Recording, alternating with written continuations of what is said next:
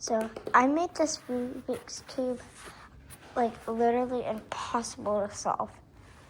And the only way of solving this is by doing this. Whoa, it's already solved? That's so cool. And that is the secret method of solving a Rubik's Cube. Oh my gosh, I literally can't solve this. If only I knew the secret method thingy. But no one will tell me it. This is gonna take forever. Oh, here, I can help you.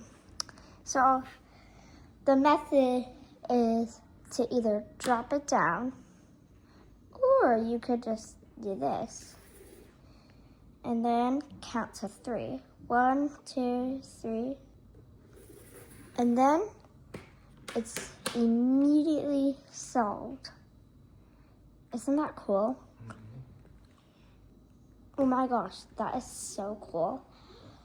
All I have to do is just, what? I messed it up. Oh right, I forgot to tell you that if you put it down like that, it with a solved Rubik's Cube, it mixes it up. So let me just solve it for you.